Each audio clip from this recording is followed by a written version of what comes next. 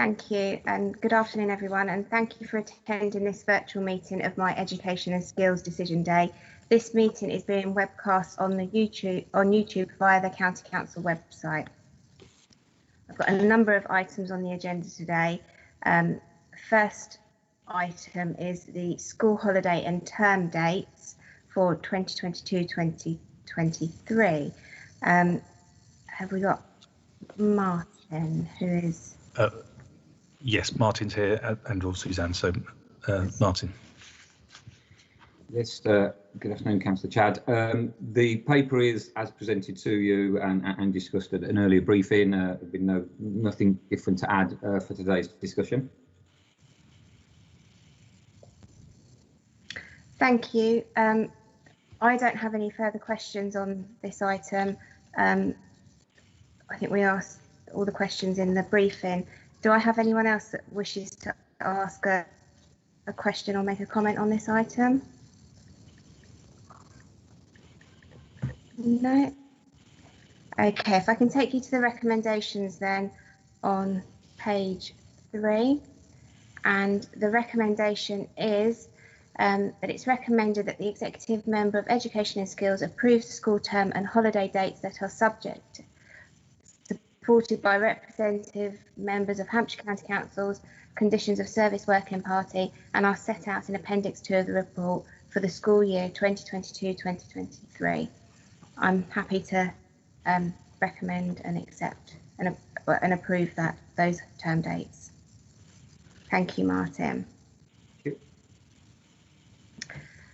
Okay, the second item on the agenda is the proposal to move to an SEN banding framework for education, health and care plans top-up funding. And I think this is Brian's going to walk us through this one, Chair. Yeah, I mean, it's almost identical to the briefing, but since the briefing, you've received correspondence from Hampshire Parent Carer Network, and what I'd like to do is just to address some of the concerns that they've got. Can I start by saying that this time last year we were inspected by Ofsted, the SEND services, both health, social care and education in that, and the report that was delivered to us as a result of that said the following: leaders are highly ambitious for children and young people with SEND in Hampshire to succeed. Leaders and practitioners are passionate about improving the lived experience of children and young people with SEND and their families. And overall, children and young people in Hampshire achieve well. So this isn't a deficit model. We're coming from this from a position of strength, and it is part that moving to the banding system is part of that ambition to improve outcomes still further. But it isn't because they're poor that we're doing this. We're already moving from a position of strength. So I wanted just to kind of say that at the beginning. In undertaking the 8-week consultation and the pre-work we did on the consultation, throughout, schools, head teachers, special educational needs coordinators, teachers have been very enthusiastic about the proposals. They can see the outcomes that we're trying to achieve, the wider outcomes about building resilience, creating independent learners, and therefore educationally are enthusiastic about these changes. Similarly, when we looked at the financial amounts for the bands, we took stress testing with 10% of schools, so about 40 schools in Hampshire, and looked at some existing EHCPs, looked at the provision identified in the EHCP, looked at what band they would come across at, and 94% of schools said that sum of money will be sufficient for me to deliver the EHCP. So the funding, school leaders, the professionals in this are saying is absolutely sufficient and adequate to meet the EHCP. And we did that with some real live EHCPs. It's true to say that parents have been less enthusiastic about this change. We did 7 parental meetings organised by Hampshire Parent Carer Network. 244 parents attended, I think, given the nature of this consultation, because this doesn't change the provision for children with EHCPs, that's laid out in the EHCP itself. Given this is about a funding mechanism to deliver top-up funding for mainstream schools, I think 244 attendees is a large number of parents attending. So I think we've engaged well. I'm grateful for Hampshire Parent Carer Network for organising those meetings and working with us on that. So a number of questions came up from parents, most of which I share actually their concerns. But I think it's about tactically how we deal with those concerns rather than it being an issue with the banding system per se. So the first one is the funding won't be sufficient to meet the needs in the EHCP. And I suspect, Councillor Chad and Councillor Stallard, you would join me in wanting to be able to increase those values and to give schools even more money. But the stress testing we've done seems to suggest that it's an adequate amount of money to meet the needs of the children as specified out in the EHCP. Many parents thought this was a cut and that we were actually reducing the funding. That is absolutely not the case. This is about using the existing budget, and actually from April we're increasing that budget by 1.9 million. So this is not a backdoor cut to services. This is an increase in the amount of money we're spending on EHCPs in mainstream schools. There's then a confusion around what's in the funding model and what's in the EHCP. The EHCP is the document which specifies the provision. And if that specifies that a child has got to have 15 hours of a learning support assistance, that's the legal document which says they've got to be provided with the 15 hours of a learning support assistant. It's not the funding. The funding model just gives them the amount of money to do what is specified in the EHCP.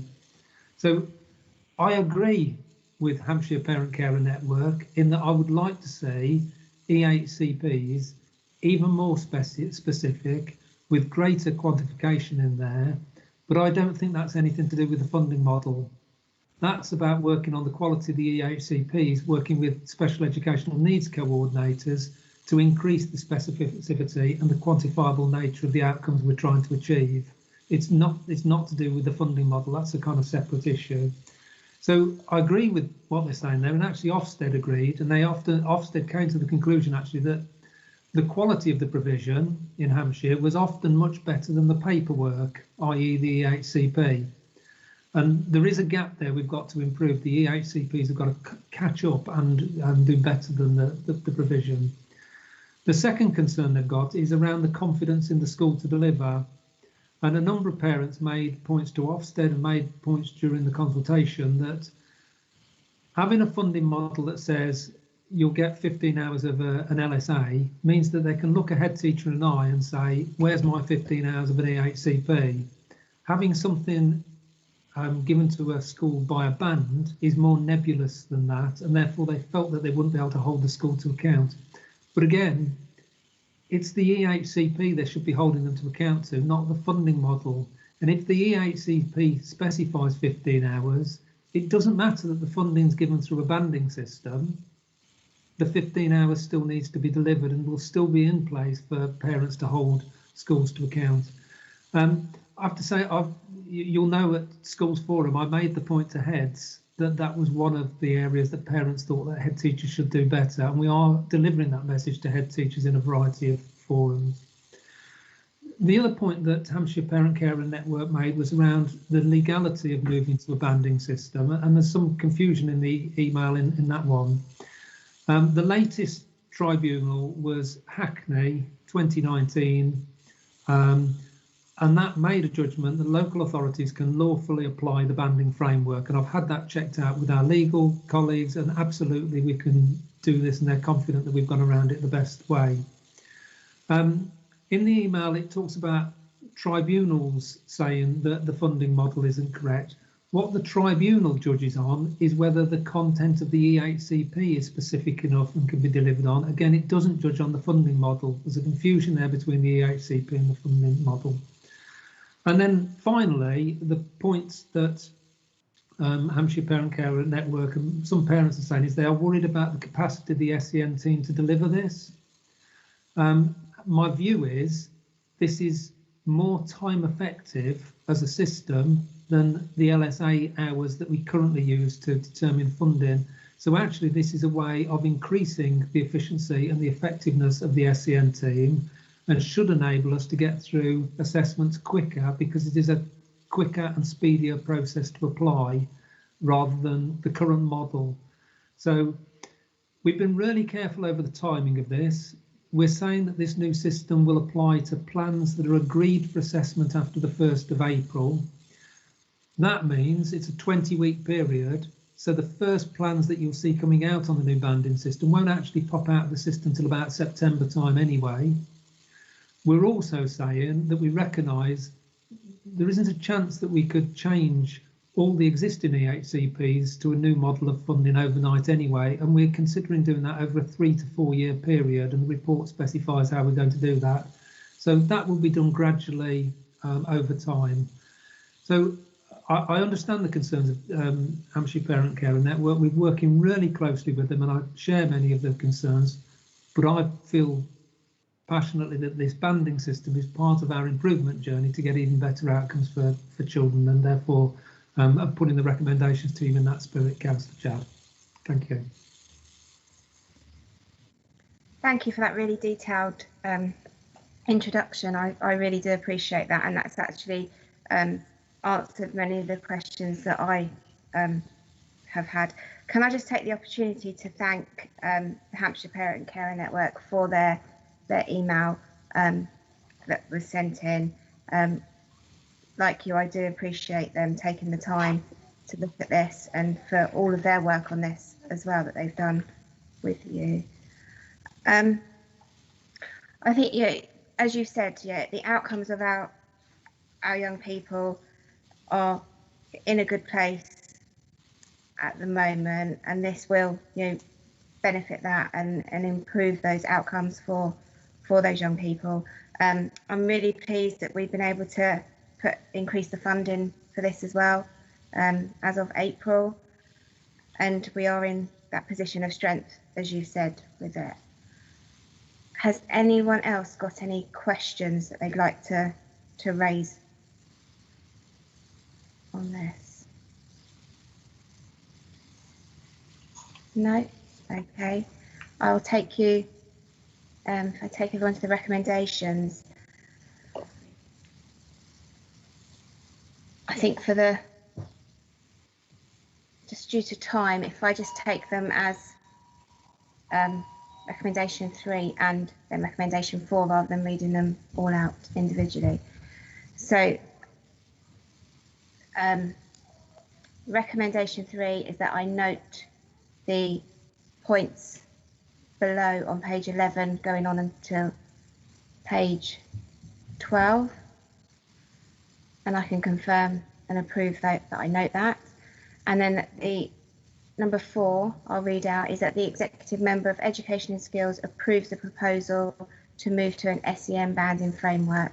And I'm happy to approve that we move to the banding framework. Thank you for all your work on this, Brian, and thank you to all the team for, this has been, a huge item for you all to work on, and I look forward to seeing those increased outcomes from our position of strength for those young people. Thank you. If we move to the next item on my agenda, which is the agenda item 3, which is the enlargement of Samuel Cody Specialist Sports College and Icknield School. And I think, Chair, I think Pete Coleman's going to take this one for you. Thank you. Thank you, Chair. So there's 2 reports here in actual fact. There's the report through Brian, I think, which is the initial on the consultation, for which we haven't received any objections. So that's approval to now make the decision to proceed. And then we fall into the next item that I was standing in for Steve Clow for, which is the project appraisal that sits alongside the original the decision of the last report, which again, as we've talked, Chair, it's a really exciting scheme to deliver the much needed SEN the spaces. Planning was submitted in January, and the planned phased opening of the school for September 2022. Brian, I don't know if you had anything else to add on the first report. No, I mean the first report, Councillor Chad, you'll be aware that the spaces are really needed. We need the additional specialist provision. So both the Sam Cody and the expansion of Icknield are really needed, and yeah, delighted that we're able to bring them to fruition.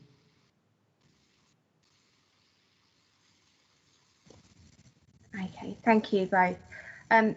Again, you've both said, yeah, these are spaces that are so needed. You know, I don't think we can, you know, we will continue to look for these additional SEM places as well. And I'm really looking forward to seeing both of these projects come into fruition and see the young people in those places. So yes, I'm happy for the recommendation. Oh, sorry. Does anyone else have any questions that they would like to ask or any comments they'd like to make on this?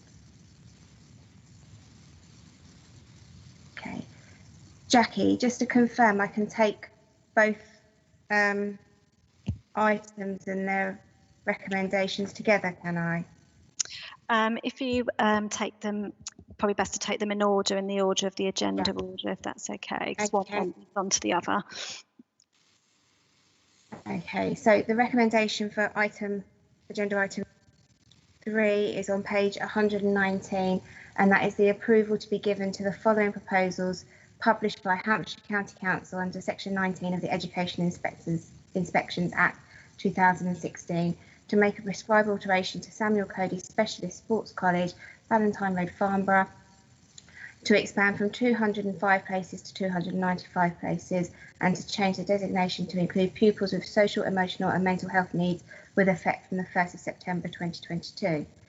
Next point is to make a prescribed alteration to Icknield School, Riverway, Andover, to expand from 78 places to 88 places with effect from the 1st of September 2022.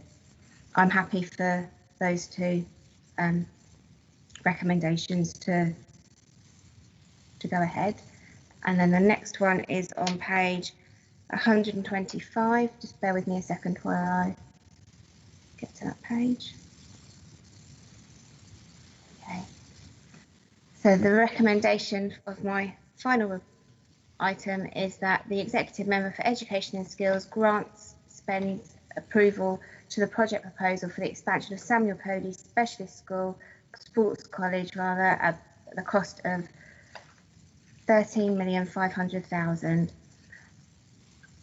And yet I do grant approval for that spend to be made. And as I've said, I really do look forward to seeing, you know, those young people in that school in 2022. So Absolutely. Thank you, Peter. Thank you, Brian, for that. Thank you.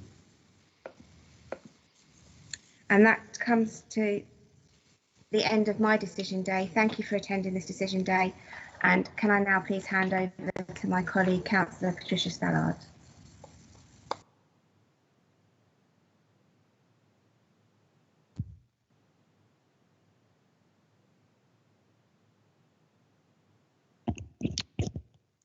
Oh, you're muted, Councillor Stallard.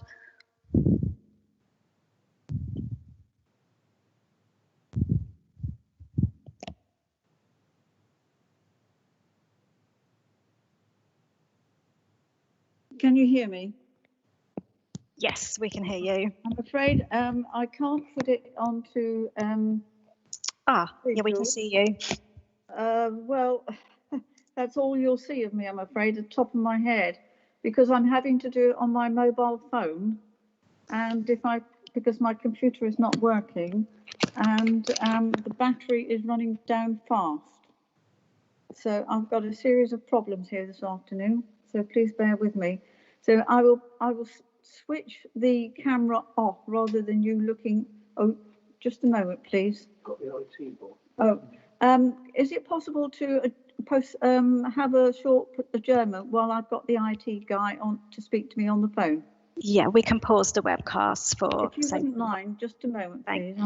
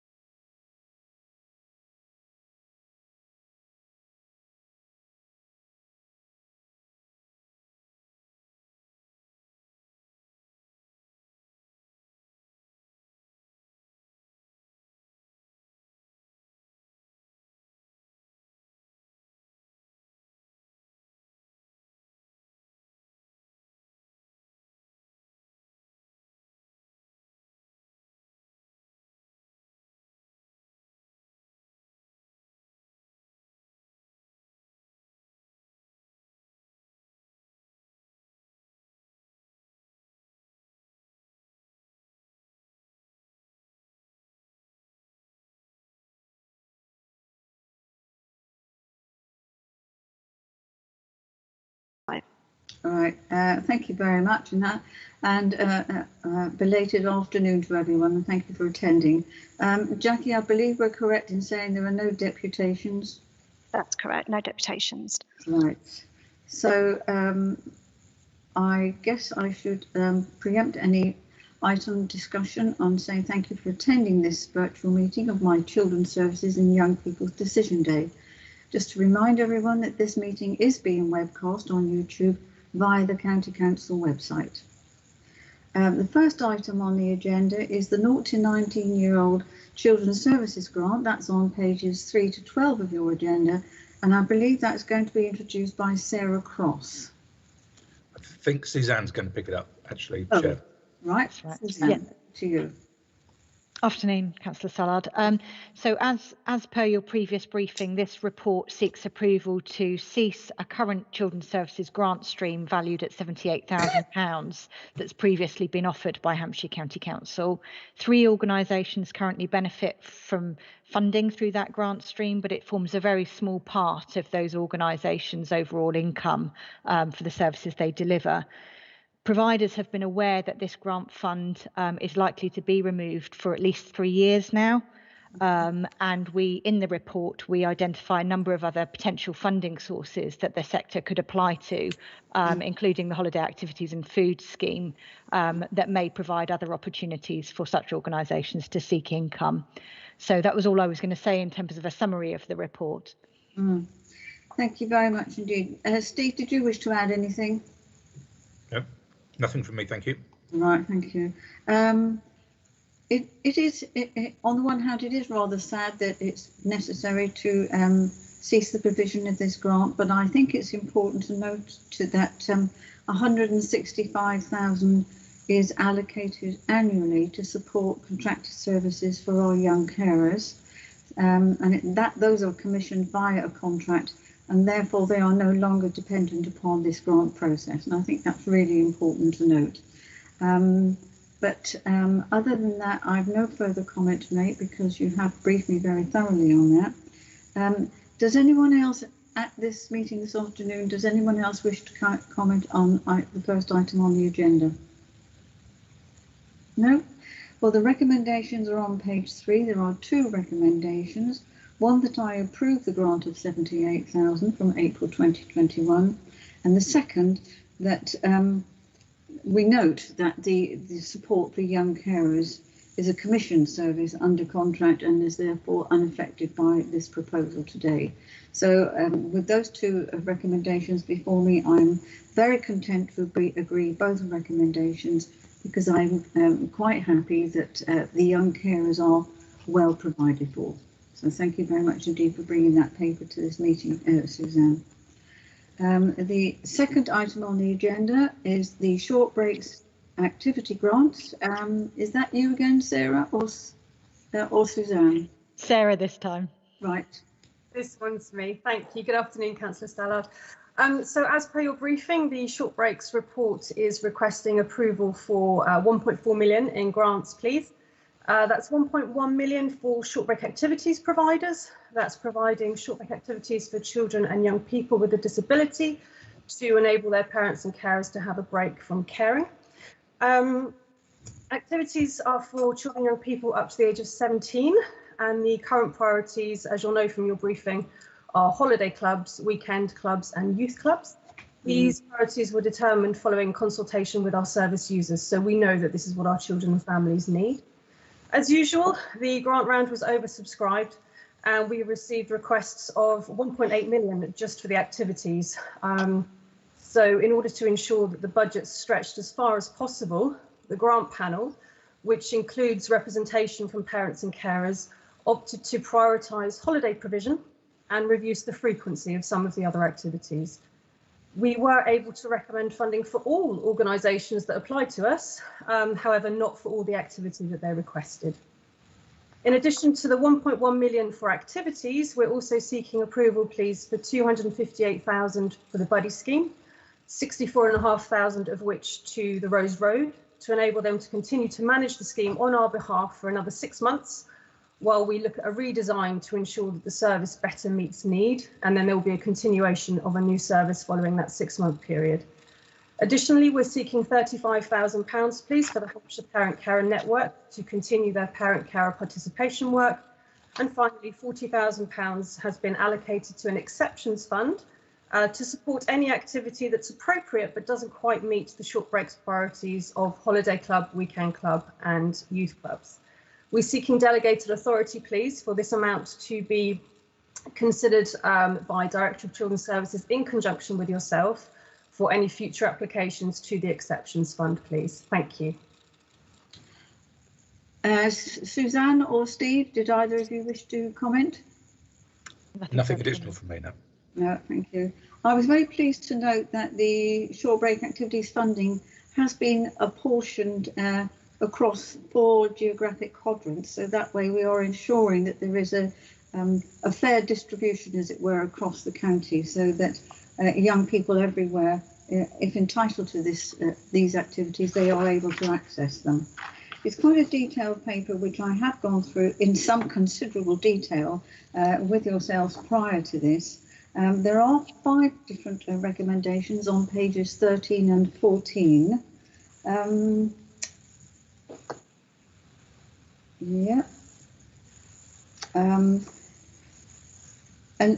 I am very happy to approve all the 5 recommendations as a block, unless anyone wishes me to list them independently and separately.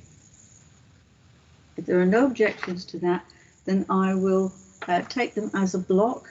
That's on page 13. It's recommendation alongside paragraph number 4, which approves the overall grant. The recommendation alongside paragraph 5, the recommendation alongside paragraph 6, paragraph 7 and paragraph 8 as on pages 13 and 14. If there are no objections, then I'm very happy to approve all those recommendations, and at the same time to thank both Sarah and Suzanne for their work on this very detailed paper. So thank you very much indeed. The third paper is the Childcare Sustainability Grant, which is on pages 33 to 38. And Suzanne or Sarah? Suzanne. Suzanne. It's me this time, and it'll be Sarah next time. Right. Okay. So yeah, just this paper seeks approval for the establishment of a new grant fund, and it will use existing funding from the early years block as part of the dedicated schools grant. And the aim of this grant will be to provide financial support to childcare settings who are experiencing temporary financial difficulty in areas where sufficiency of childcare spaces is critical to the County Council.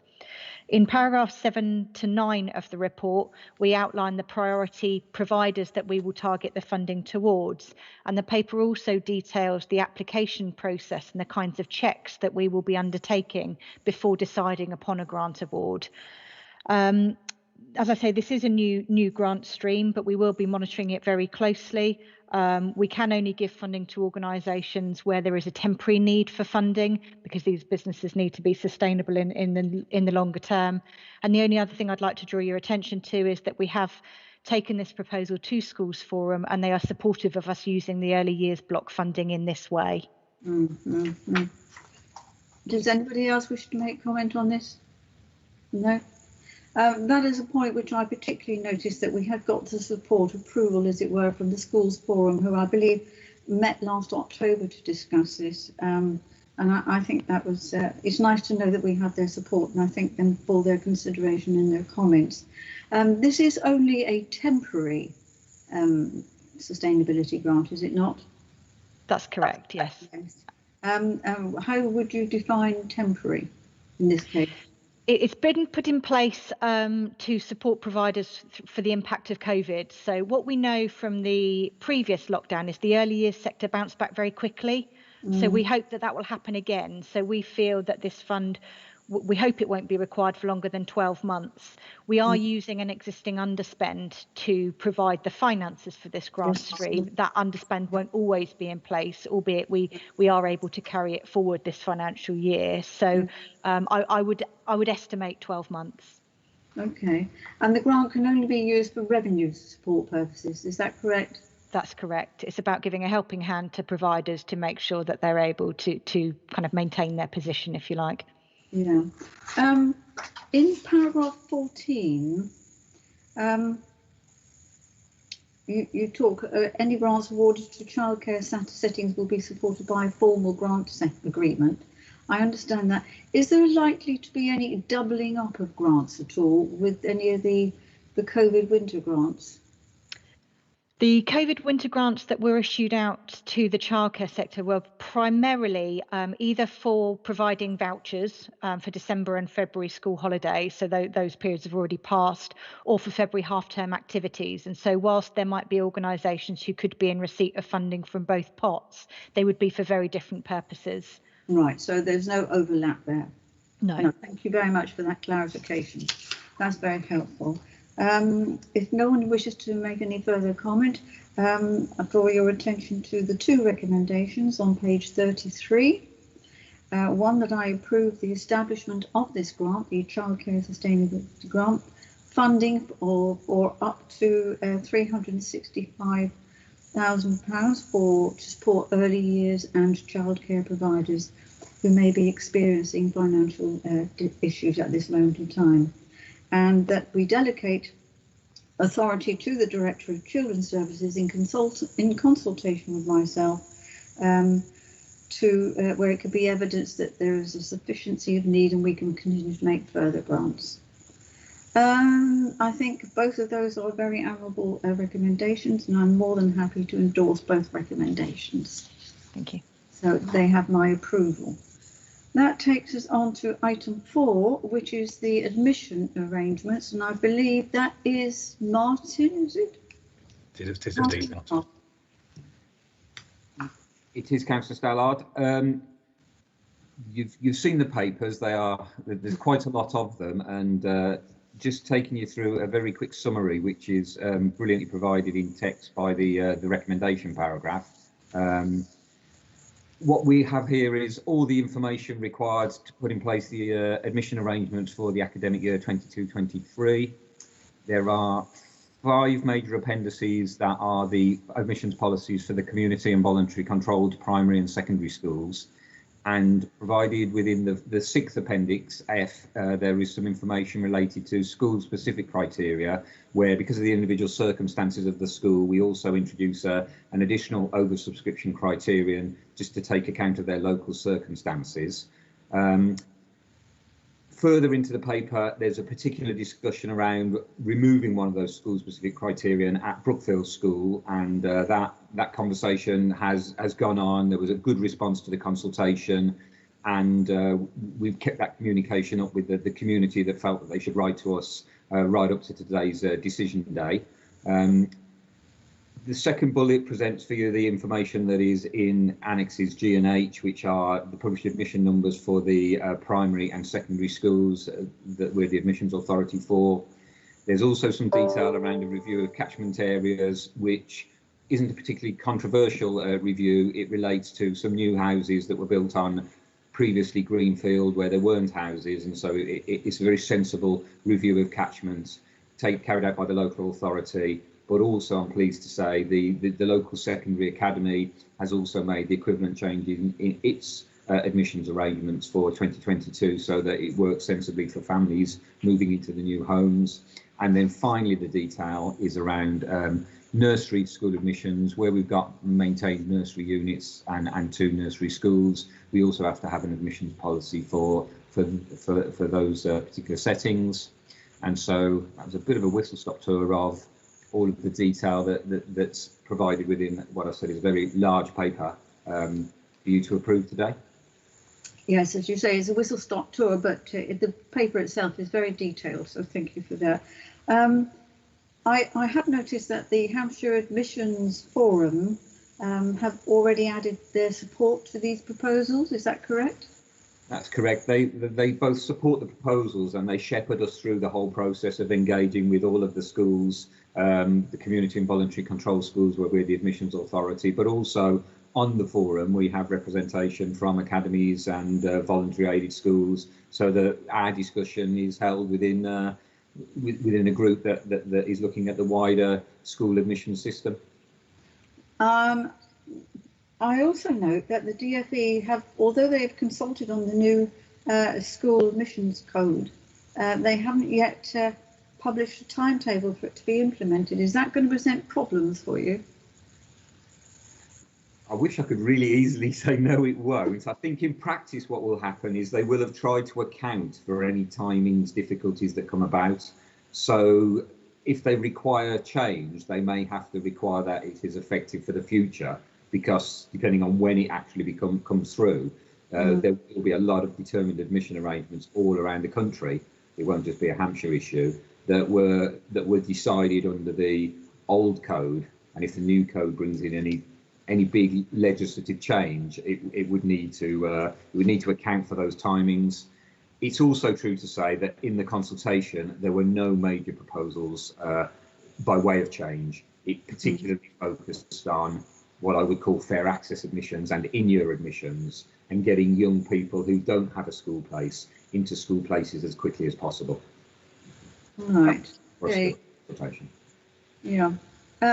Given that this is going out over a webcam and on YouTube, there may be parents who are watching. So I just wondered if you felt it would be appropriate to give a little clarification on what you wrote in paragraph 11 about the Brookfield School. Certainly. I'll just scroll down to it just to make sure I'm looking at the words as I speak. The particular feature of the Brookfield School specific criterion was really embedded in quite long ago history, actually, where published admission numbers were really an upper limit on the number of offers that we made on offer day in the local authority. And there were circumstances in the past where oversubscription from within the Brookfield School catchment area had happened. If you live in Hookwood Warsash, you can be furthest from the school and still within the catchment area. And if you did miss out on a school place, your journey to an alternative school would almost lead you past the front door of Brookfield School. There's something that's uncomfortable for the authority about not being able to admit catchment children to their local school. And we've been working for a long time with Brookfield community and all the primary schools in the area to try and balance that demand from catchment with the capacity in the schools. And so the particular approach that removal of the school-specific criterion seeks to take is that all children from the catchment area will be able to be admitted into the school, and in some cases that will require admissions above the published admission number. Now, the government more recently have lifted the constraints that used to apply to the published admission number, so what I call offers over PAN are more permissible now, so we can use that approach to get over a difficulty like this, and that is our undertaking in this case. We will be working closely with the head teacher, the senior leadership team at Brookfield School, watching the demand from catchment for places at Brookfield School, and families from Hookwood Warsash won't miss out through the removal of the school-specific criterion, because the intention is to admit the children from the catchment area who have named the school and should get an offer as part of the normal school admissions process. Okay, I understand that. Right, thank you for explaining that, because I just felt it would be useful if anyone watching this might perhaps not quite understand the thinking behind it. In paragraph 26, you talk about changes in catchment area for 4 schools.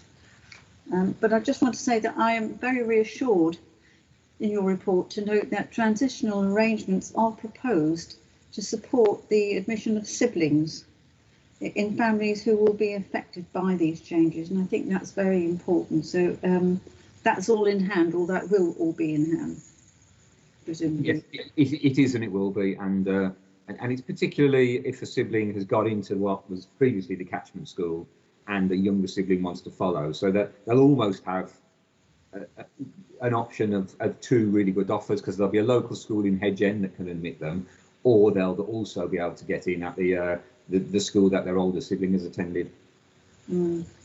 Okay. Well, it is a very, very complex report. Thank you for that. We've got a number of recommendations here on pages 39 on page 39. So in paragraph number 2, that I approve the admission policies for community and voluntary controlled schools set out in appendices A, B, C, D and E, as well as the specific criteria listed in Annex F. Also, the published PAN numbers for community and BC schools are set out in appendices G and H. The review of the Hamble School, Burslem Infant and Junior School and King's Cox Primary School catchment area, again, are set out in Appendix 1. And the admission policy for nursery units attached to maintained schools are set out in Appendix J. There's a lot of reading in this report, but if you can set the time aside and read it through thoroughly, it is all there, it is all covered, and thank you very much indeed for that. I'm very pleased to be able to agree all the recommendations. You have previously answered any questions I've had, so I'm very happy just to approve those arrangements. That takes us now to item number 5, which is the holiday activity and food grant recommendations. No, that's Sarah or Suzanne or both? That's me this time, Councillor Stella, thank you. So again, as per your briefing, the Holiday Activity and Food Grant Programme is a DFE funded initiative, and it's to ensure that school-aged children and young people who are eligible for benefits-related free school meals are able to access activities and food in the longer school holidays. So that's Easter, summer and Christmas. Hampshire have been allocated 3.3 million from the DFE for this programme. This report covers funding for activity and food just for Easter this year and contains grant recommendations, please, of up to £384,526, and that will purchase us nearly 10,000 holiday club places at holiday schemes around the county to enable those eligible children to access them for free during those holidays. The Hampshire approach to allocate the 3.3 million was to divide the grant into 3 different streams: the adding new places, branching out and creating and connecting grant streams. Adding new places, to do exactly that, that's funding for existing holiday schemes to be able to offer free places for our eligible children. Branching out was to encourage new providers or providers to set up schemes in new areas, so where we've got gaps in provision, such as Gosport and the New Forest, for example. And the final grant stream, creating and connecting, was for organisations to develop new and innovative programmes that inspire children, engaged families and connect the community. So via these 3 streams, we've got a range of activities to be provided over the holidays, such as sports, outdoor activities, arts and crafts, cooking, family events, etc. And alongside that, you'll have your healthy lifestyle and nutritional education, which is really, really important to run throughout as a thread. And meals will be provided with all of those services. Many organisations are also including wellness and mental health into their schemes. They know this is especially important for our children and young people at the moment, so we were really pleased to see that in the applications.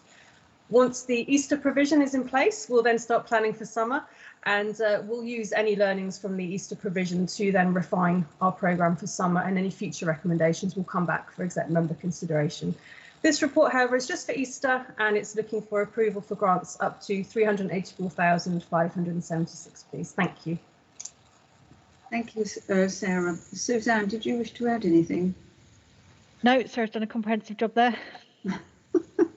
I'm very, very pleased to note that there are a variety of activities. It's not all sport. There's drama, there's a wide range of activities here, so it should suit all young people, no matter what their particular interest. Steve, did you want to add anything? Just anything was, it's just to draw out, should anybody be watching, the point about the flexibility that we need, particularly over the Easter period, because the council goes into its pre-election period on the 22nd of March. And by approving the paper in this way, you allow for some flexibility should we need to respond very rapidly if there is underspend that we can repoint to another provision. We wouldn't want people to not have provision because of a sort of what might be perceived to be a bureaucratic process. So this gives us enough flexibility to be able to direct resources in a way which means that we'll maximise the use of the Department for Education's grant. Yeah, I did raise this earlier. Given the announcement yesterday by our Prime Minister and schools returning during the holiday period, is that going to affect this at all, or some schools and some children returning? Is this going to affect our holiday activities provision, or their access to it? It won't affect this one because this is for Easter, and there's no anticipation that there'll be catch up over Easter. There is a knitting together process that needs to happen with regards to the announcement today, which is catch up, and the holiday activity funds for the summer. I'm sure we can knit that together, yes. But we've got time to do that, but it won't affect this particular decision. Right, and thank you very much. And Sarah, you've clearly had a very good response. Was it as good as you had anticipated and hoped for? Yes, we were pleased. We were pleased with the applications that we received. We've still got lots of work to do for summer. Obviously, we want to ensure that there's provision across the county for all eligible children, and we know there are still a few gaps, but we're very happy for Easter, certainly. Yes, thank you. Does anybody else at the meeting wish to make any comment? Right, in that case, I'm very, very pleased indeed to approve the recommendation, which is on page 1, which is that I approve the award of the HAF Easter grants to be awarded to the organisations which are identified in Appendix 1 to this report, to a total value of £384,576,000. That's a considerable sum of money, and I'm delighted it's going where it's most needed, and that is to the young people and providing them with activities during the Easter break.